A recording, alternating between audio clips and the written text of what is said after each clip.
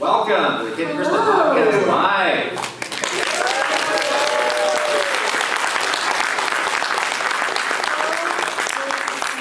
Thank you so much for coming. This is our first time at the State of Show Days at Wicked Rock, Portland, Retro Gaming, Expo. It's the perk, right? It's the perk. First time here, we've been having a great time digging around bins and bins of N64 games. So we have, everybody's got like probably the one thing they're looking for. We are looking for mischief makers on the Nintendo 64. Yes. Almost a year ago, we did a video where we were doing retro game hunting in San Francisco area, and we asked our community, like, what should we look for? And a lot of people said mischief makers. It's like, all right, well, that's a fun thing to look for. And now a year later, we still don't have it. Yeah, that's true.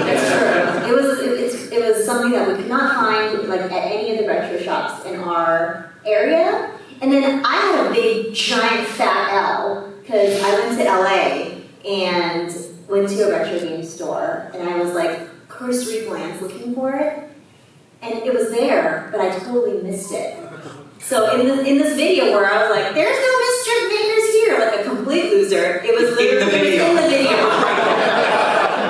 Go watch the video, it's from me. I think it was the Game Awards concert vlog, and I was such a dummy. So now I'm living in regret because I had a chance to get it, and I didn't get it, so now we've been looking for it here, so. We'll see. And we still haven't done it. Nintendo 64 cartridges, no top labels, makes it very hard to sort through these If things. any of you find mischief makers, Yes. we'll buy it off you. Now I just have to have it. Yeah. We're excited to be here. We've been having a ton of fun, and Portland's awesome, so it's been great. Yeah, we've got a fun topic for you today. So, in our podcast, we'll often do a Nintendo story time. We'll talk about a story. And those tend to be a little bit on the longer side, but we've accumulated a number of shorter stories. And we thought, well, we've got 45 minutes here at Portland. They take that very seriously. So let's kind of accumulate some of these shorter stories. So we have 10 rapid-fire stories about Nintendo developers. Yeah, and I think this was really fun for us because these are stories that maybe not a lot of people or anybody know about, because they're not like big, huge things like so-and-so developer like announced this new game and it was in some kind of interview or some sort of official Nintendo video or something like this. This is just from our like time and the great memories and experience that we had just like hanging out with these developers as normal people, like going to dinner with them and driving around and stuff like that. And we've accumulated some very strange, sometimes strange, stories where it's like that thing in People magazine where you're like, Nintendo developers, they're people too. It's like that kind of thing. It's always fun. Yeah. You kind of have that experience. So let's get started with our first one. We're going to start big with Mr. Miyamoto. We're very, very lucky to spend a lot of time with Mr. Miyamoto over our years at Nintendo. And this story took place in 2011. I went back and checked. Oh, you did? Yes, so he attended the Spike TV Video Game Awards. Remember that? A precursor to Talk Game about Awards. retro stuff. This is officially retro. Some of these stories are more retro than others. This one is properly past the 10-year retro mark. And he was receiving their lifetime achievement award. Yeah. Which was something they were trying to make a big deal of. I think it was the first time that they had done it. There was a lot of back and forth of, is this going to be worth his time to come? Eventually he agrees to come. And Jeff Keighley and the Spike team are really rolling out the red carpet. It's very nice. Obviously, This is a big honor for him. He was actually pretty excited to get this. So they have a whole kind of segment planned on their set, like lasers and all sorts of smoke machines going off. Crazy production. Yeah. So we had the Nintendo trailer out in the back. Not everybody got a trailer. It's like the VIP talent. So we were over there. Set, where totally. we have a dressing room in this trailer. Yeah, so we had probably a half dozen people in there just kind of hanging out and talking. And the trailer was not very big. It was just kind of one main, a living room almost. And the way those shows work is you have I think they call them segment producers, who's kind of in charge of that segment and making sure everything goes smoothly, make sure the talent knows what they're supposed to do. So we got a knock on the door that the segment producer says, hey, Mr. Miyamoto, you're going to be on in 10 minutes. So anything you need to do to get ready, go ahead and do it, and I'll be back in 10 minutes to bring you out. And he said, all right, well, excuse me, everybody, it's time to get dressed. And he stood up and changed right out of the jeans he was wearing and into the suit pants he was going to wear. In front of a group of half a dozen people. And nobody seemed to mind. Everybody just kind of kept talking, going about their business. I was like, oh, not what I would have done, but he had nowhere to go, too, also. So he could have asked you guys to leave. For the record, I was not there. Yes. He did not show me his underwear, like goodness. These were not in mixed company. I don't think he would have It was all done that. men. Yes, he's very gentlemanly. I don't think he would. I don't think he would have done this. Oh my gosh. I don't want to see it. Keep your pants on, Mr. Miyamoto, thank you. But yeah, you told me the story, you were like, guess what, I saw Mr. Miyamoto in his underwear. I'm like, that's weird. But yes, the thing about Mr. Miyamoto that I love is that he's just always happy, he's always just in a good mood, and you know, I don't think he even thought anything of it, doing something like this, because he's very comfortable in front of all the people that, you know, he was working with, and he was just like, yeah, all good, we're all friends here. It's time to go, I gotta do it. Right, it's awesome. There's our first story, we'll start with the big one. All right, equally big though. Yes. This is a story that happened to you. Yeah, we, you know, sometimes I still think back to how lucky we are to really have gotten a chance to work so closely with Mr. Iwata, and you know, a lot of the things that Mr. Iwata taught us at the time, like kind of being almost like under his wing when we were in those years, those challenging Wii U years at Nintendo, like I still remember so many of those lessons. I still hold them so dear. So yeah, we were just so lucky to have known this person like so well. You know, I don't think a lot of people can say that. Yeah. So we definitely have a very special place in our heart for Mr. Iwata. He was another one of those people though, like very similar to Mr. Miyamoto, where like he was just comfortable in front of people that he got to know well. You know, like he would come to the US all the time and would be in our office very often. Have office small talk with you, like anybody else? Like how you doing? See him in the break room getting a coffee kind of thing. He would be like shaving. Fresh off a flight, yeah. Fresh off a flight, he'd be like using his electric shaver in the office and be like, hi Krista, as he's like shaving. So he's just very chill. He's got chill. But this was a story that was really fun. It was during an E3. And obviously for E3, that's, you know, kind of everybody comes globally to E3. We're all staying at the same hotel. You'll run into people. You know, this is what happens when you're like kind of living your life for 2 weeks in one location. But, you know, people still have their daily routines, even though you're on a business trip. And Mr. Iwata's daily routine was he needs to go for a run every day. He's very like health conscious, and he was like, you know, after a long day, he likes to get outside and go for a walk, go for a run. So I stepped into the elevator. It was like 5:30 at the end of the day. I think I was going to dinner. And I see him literally in like a full, not this, he was wearing a white, like Adidas tracksuit, like full on headband, wristband, like really cool running shoes on in the elevator. And he was like, oh, hello, Krista, I'm going for a run. I was like, okay. I couldn't keep up with him. Are you kidding me? I'm like, in the back, he's like doing a 4-minute mile or something. There's no way I can keep up with him.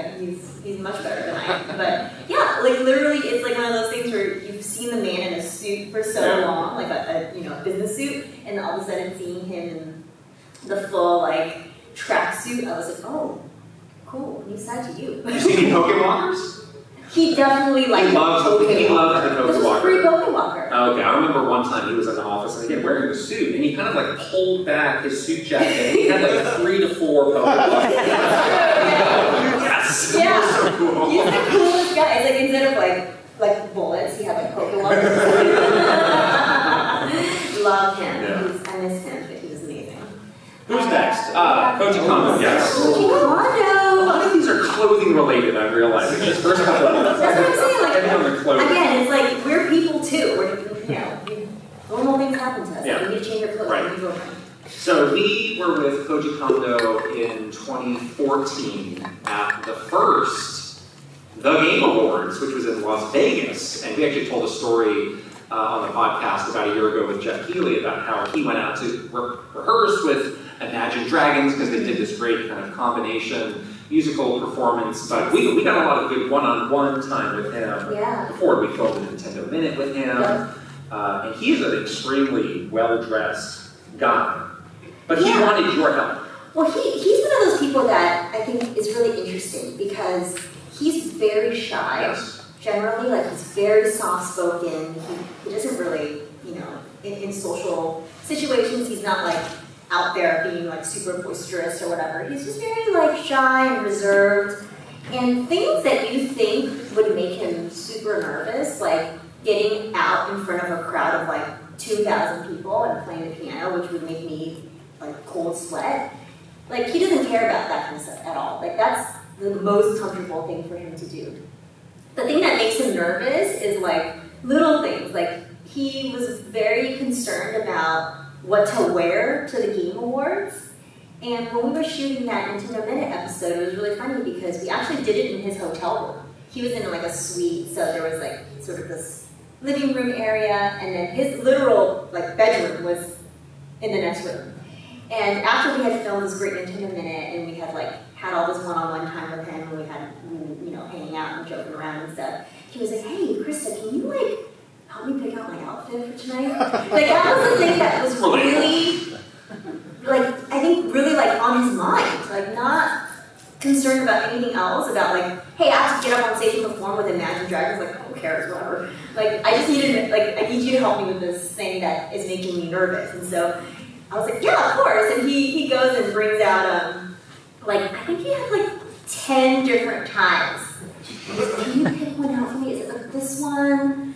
This one? And he was like putting it like I think like try the outfit on. It's like, okay, this one. So anyhow, we landed on the outfit. This is him at the Game Awards. He looks fantastic at the grand piano, like a star. And that was the performance that he did with Imagine Dragons. And it was so epic, but that outfit is courtesy of me. So that's okay.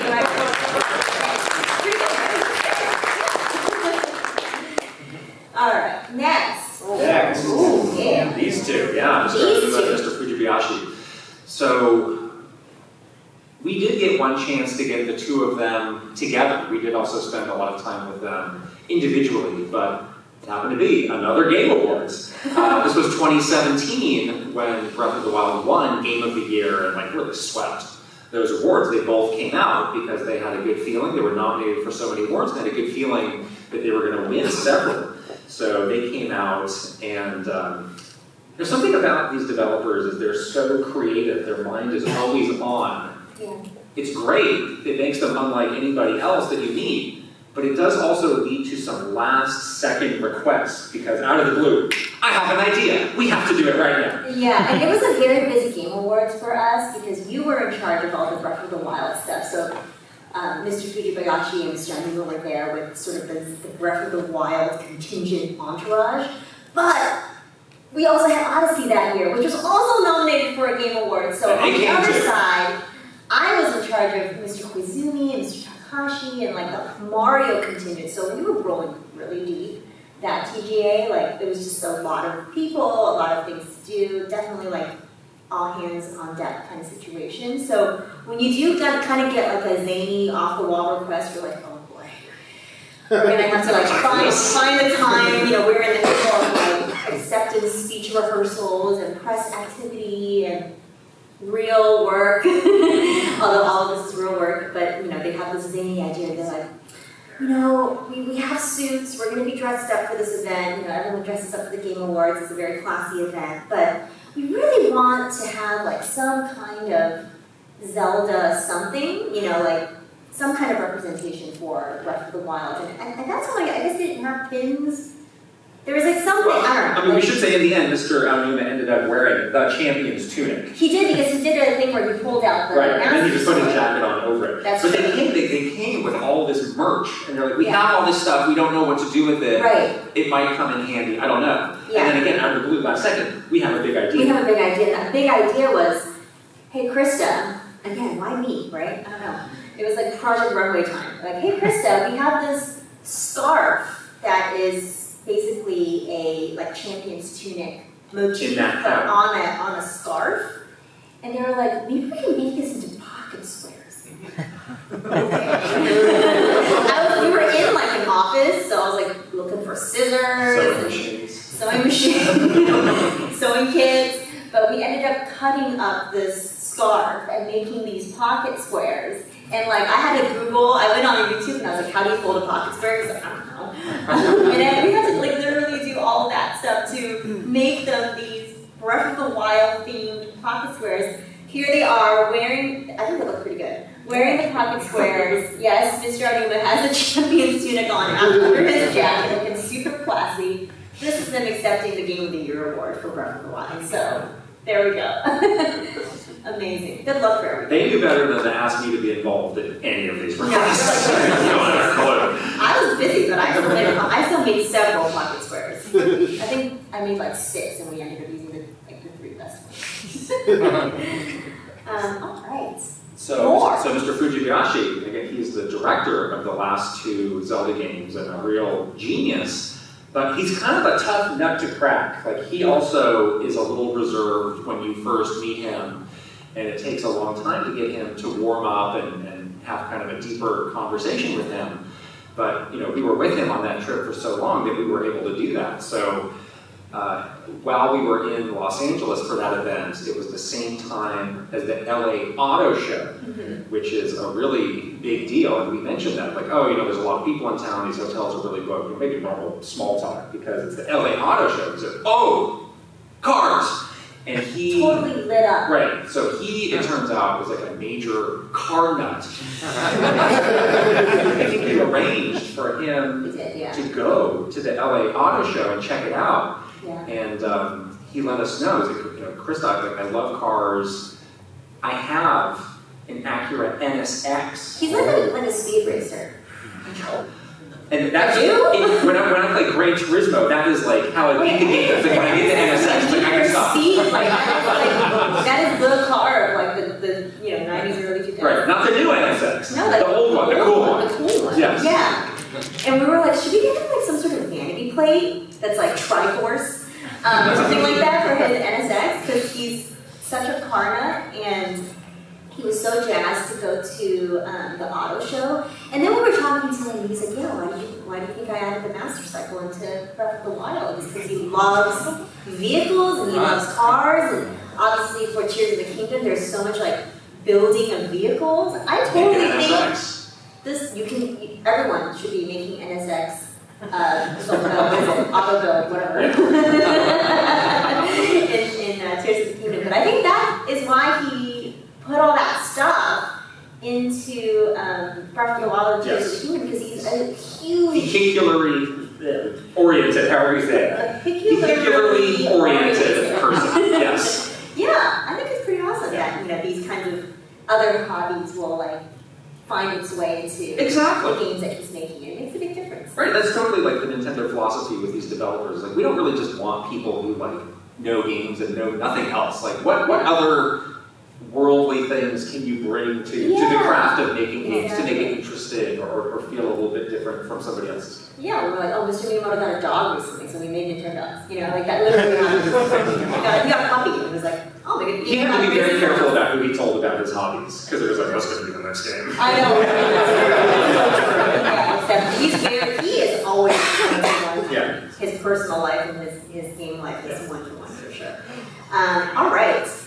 Okay, this is my favorite one. This is a double whammy story. So this is Kensuke Tanabe, and I think he's one of the underrated Nintendo developers. And he came up with that, the Miyamoto generation, worked on all the classic Mario and Zelda games, but later in his career, he kind of carved this niche of he's like, I'll be the producer on a lot of the games that are developed in the West. Right. So all the Metroid Prime games, all the retro Donkey Kong Country games, Luigi's Mansion by Next Level Games, Luigi's Mansion 3, he worked on those.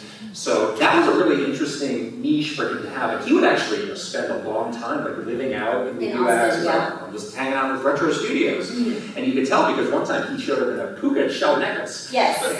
He like, definitely had. You've been hanging out in America. He definitely had like more American ways. Yeah. That, I mean, usually our, the Nintendo Japanese developers are very like, they're very Japanese. They're very polite. They're very like reserved. Like he definitely. He was pretty different. He was really different. Right. So in one E3, we had a big dinner for kind of the communications team and some of the executives to have dinner with all of the visiting developers. And I got seated like across the table from him. I was like, okay, well, I might hear some cool stories about some old games or who knows what we could talk about. And all he did was bend my ear for 2 hours about his latest obsession, which was this Japanese heavy metal band called Baby Metal. These cute girls in these dresses, but they rock. And he would not stop for all night long. So the next day, or once we got to the show, we had like a room where all the developers would come in and do like videos for social media. And they would tell you about like, well, here, let me tell you about the game I'm working on. And it was very open-ended. It was like, whatever you want to talk about, people will love it. Just do that. Unscripted. So we got him into the room. This was for Luigi's Mansion 3 was the big game he was representing. So we got him down. He's like, Mr. Konami, what would you like to tell the world about Luigi's Mansion 3? He says, Baby Metal rocks. Okay, I don't think we can use that. Let's try again.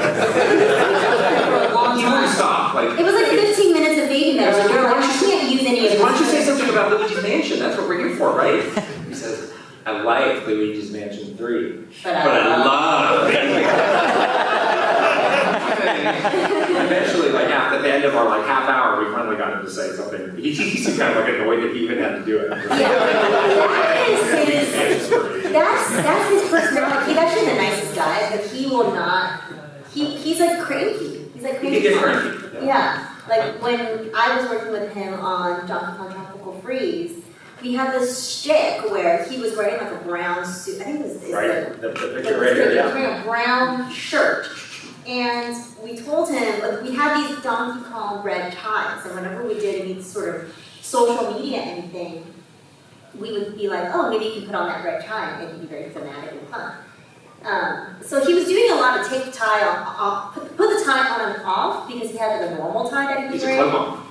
Should have used a clip-on. But he got really mad at me, like towards the end of this take the tie off, put the tie on thing that we were doing all day. He was like, I cannot put the tie back on. Don't put the ties. And he yelled at me. I was like, oh, okay. I guess you're over the time. No problem. But anyways, yeah, he definitely has a very different personality, I would say, than some of the other Japanese developers that we've worked with at Nintendo. He's like very straightforward. He'll just tell you how he feels. He will yell at you. Works for him though. He doesn't mean it in a mean way. It's just one of those, he's going to tell you how he feels. And I really actually appreciated it because sometimes you don't know what they're thinking and people tell you what they're thinking. And I guess what he's thinking about is Baby Metal. So they're all the time. All day, all the time. All right. This is a fun one. This is like a combo story, which is fun. So, E3 2018, I was the, quote, E3 lead, which I don't know, it's hard to describe exactly what that role was. Yeah. But one of the perks of being the E3 lead was, okay, we'd like to invite you to the dinner with the Nintendo of America and Japan executives. Okay. I wasn't invited. So, Mr. Furukawa was there. And it was a pretty small group, so we're just having some conversations. And he's like, let me tell you a story. He's not in his role. He's not like Reggie or Mr. Owada even. He doesn't have a lot of chances to share his personality. I wish he did because he's a really funny guy. Yeah, and really cool. And a really smart and sharp guy. And he was like, well, I have school-age kids, and so does Mr. Nogami, and they both go to the same school. And, as with all schools, there were some events where the parents would get to go and kind of see what's going on. So he was planning to go to that, and he said this, I'm starting to get kind of excited because now I'm the president of Nintendo. Maybe somebody will recognize me. Maybe that could be cool for me. You want to clap for the kids. Yeah, it could be fun. And he got there, all the parents were there, and it was like Mr. Nogami was like an A-list. It was like, you know, Hollywood star. When you run the Squid Labs, Squid Research Labs. and you're doing this and this, you know, in a lab coat, Right. guess who gets to be the star with the children? Yeah, and Mr. Furukawa said not a single person recognized him. So that would be my place. Yeah, Mr. Nogami is definitely like, He's a mega star. he's like the dad joke of dad jokes. He's a living dad joke, and I'm sure the kids like love him. Yeah. The other thing about Mr. Furukawa that's really fun that, you know, he came to our office when he became the global president to like Introduce himself. Introduce himself for us to get to know him, and I love how, yeah, it was like very sort of the first time we were seeing his personality and getting to know like who he is as a person.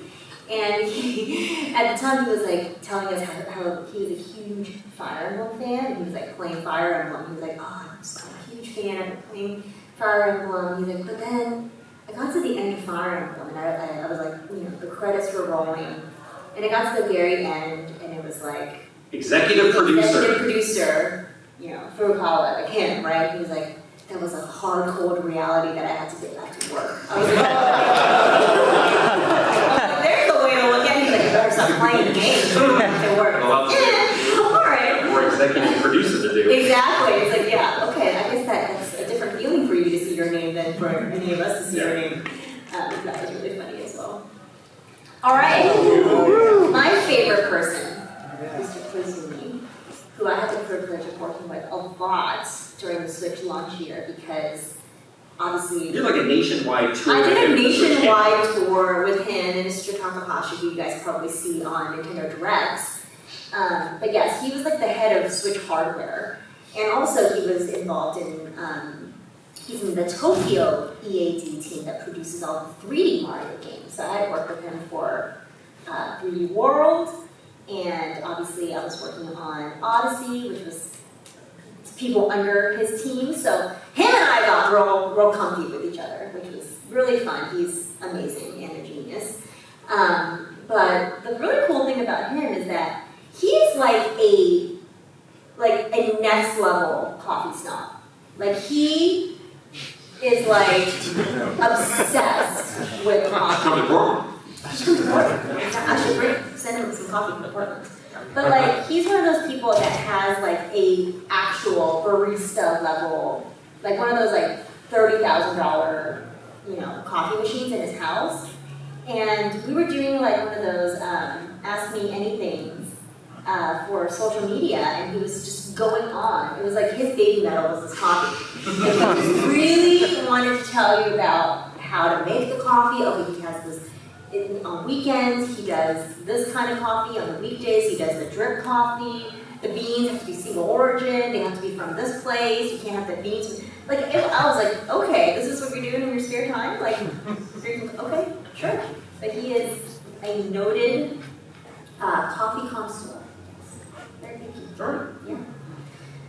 I think we have two more, yes. Two more. This is a good one. So Mr. Yabuki is the director of not only ARMS, but also Mario Kart 8 and Mario Kart 8 Deluxe. So he's got a hit on his hands with that game. And he came to E3 one year. This was the year that we had ARMS, and we were trying to make ARMS like a big thing. We did like the ARMS tournament. Yep. And like the ARMS had some heat coming out of that. So we were feeling kind of good about it. Obviously, you know, it didn't kind of get as big as we wanted it to, but coming out of that E3, like, oh, okay, ARMS, maybe we can make something out of this. Yeah, yeah. And we had always after E3, we called it the global PR meeting, where it was literally after, you know, the night of the last day of E3, everybody's exhausted. It's like that's a struggle to even get through this meeting.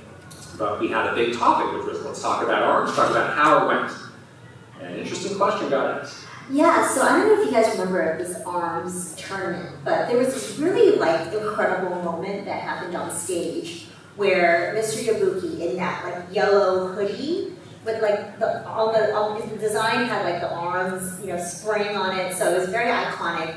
But he basically had to get on stage during that tournament to play the winner of the tournament, and he rocked him. He was doing like Bruce Lee moves. He like kicked his butt like to next year. But he was very showy, and again, he was another one of these developers that are like very quiet, very reserved normally, soft-spoken. He gets on stage and becomes like a martial arts, hero. And he's doing like crazy, moves on stage, and it was just like another side of him that none of us had seen until that moment on stage. And he started trending on Twitter that day as well. So it was like this big viral moment for him and for ARMS. And so we get to this meeting. All of us are completely zonked from the week, exhausted. It was like 5 o'clock, we're hungry, we're tired, and we just wanted the meeting to be over. And like one of the head executives that runs sort of globally all of E3 was asking questions about ARMS, and he turned to all the women, me included, we were kind of sitting on one side of the table, and he was like, I would like to ask the women, what do you think about Mr. Yabuki? And we're like, what? Like, what? And they were like, and he was like, yeah, what did you guys think when he did all of his, crazy moves on stage? And he was like, let's go one at a time. So he's like pointing to the women on the Nintendo, E3 committee. There was all 6 of us or whatever. It's like, Krysta-san, what do you think? And I was like, and Mr. Yabuki's in the room, by the way, so it's not like you can be like, I thought he was, no. So it's like, choose your words carefully. It's like, so I think it was great. And showed me his personality. What is this question? It was so awkward. But that was one of the big topics of that meeting, apparently. What do the women, specifically, think of Mr. Yabuki? Great use of our time. Are you going to write this on your dating profile? Yeah, that was definitely one of the more bizarre questions I've been asked during that UK global meeting. So yeah, anyways, I don't exactly remember what I said, but it sure was awkward. All right. One more. One more. Goku. Aya is the director on Animal Crossing. And obviously we had a chance to work with her very closely when we were working on New Horizons and all the Animal Crossing games before. But she's a really interesting one as well. Yes. She has just like a very unique lifestyle and personality. Like she lives, with like 5 cats, and she kind of has, she's like living a real life Animal Crossing life in my imagination. But really sweet, really nice person. One really weird thing about her is she doesn't know how to speak English that well, but you know what language she's fluent in? Finnish. Why? I don't know. It's like, why did you decide to learn that? It's like it's not super, like in business, in your business life, it's not like super duper useful, but it's just like, I don't know, I just thought it was interesting. So, fluent in Finnish, making Animal Crossing, I don't know. That's it. All right, well that is the end of our Zane. Those are 10 fun facts, 10 fun stories. Developer stories. Yeah.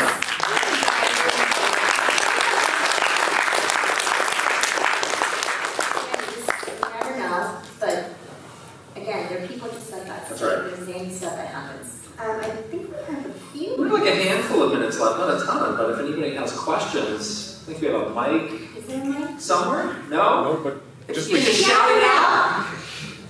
All right, I think I saw the person with the red hat raise his hand first. Oh. While you were at Nintendo, did they ever tell you what went wrong with Metroid Prime 4? Well, they definitely had to change studios halfway through. We didn't learn too much about it while we were there because the game wasn't very far along at the time.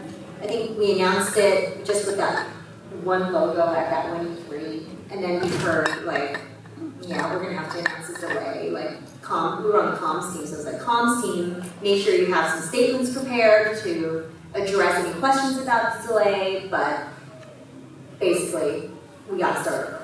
Was the vibe that I got. Yeah, I remember I was on vacation when this happened, and I got a phone call from my boss, which normally she would leave me alone when I was on vacation. She's Yeah. like, this is big news coming. They're kind of starting over on Metroid Prime 4. We're going to have this video. Yeah. We're a little nervous about how the reaction would be, and I was like, well, what, do I need to do anything? No, the team will do it. So that's how I knew it was like a big deal. It was a big deal. To get a phone call while I was on vacation. Yeah. And I remember being okay. the reaction to that was quite positive, actually. It was like, wow, Yeah. it's great to get, some honesty from Nintendo about what's happening. Take as long as you need to make it right. We understand. I don't know if people expected to still be waiting, but it'll be good. You've been hoping for news this year, but I'm giving up on that. I told you a long time ago that we weren't going to say anything. So Sometimes I think for Switch 2, it's going to be a launch title. So let's keep waiting a little longer. Hopefully they fixed it. It's with Retro now, so I'm sure it's going to be fantastic. No doubt about it. So yeah. Baby Metal soundtrack. Baby Metal soundtrack. Where are you? Yes. See, that could work actually. That could actually work. All right. More questions? I noticed that Tears of the Kingdom kind of came and went without a cook-off episode between the two of you. I was wondering if maybe that might be a possibility. We were thinking about doing something around cooking in Tears of the Kingdom for Thanksgiving, actually. So Thanksgiving's coming up. We're thinking about what kind of fun, food-related episode we'll do for that. So, yeah. Please don't give me another octopus, though.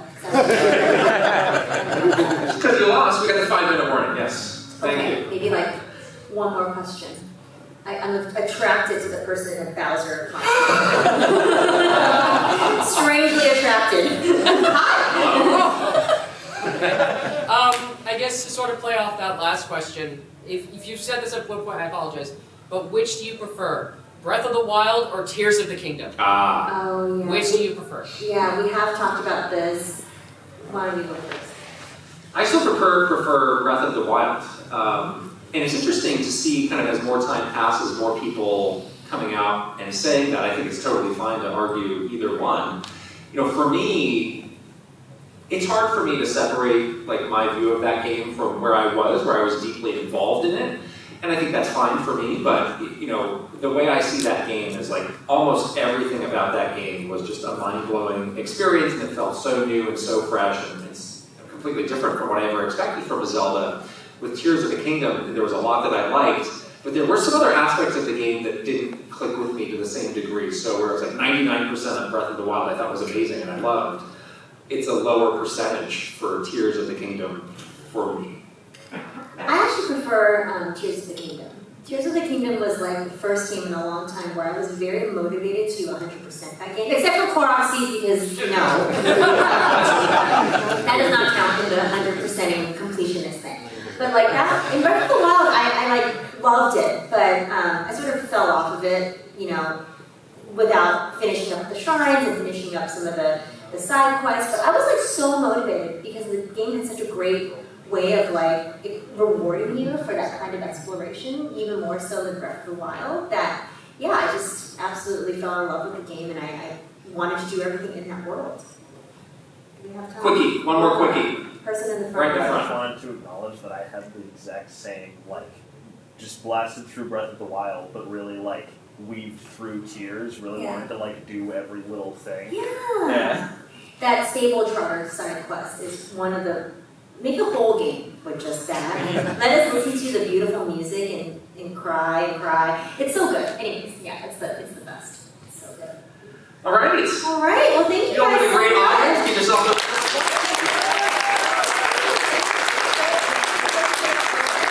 a... Please don't forget to like and subscribe, and to the right are a few more videos from the Portland Retro Gaming Expo 2023. Thanks for watching.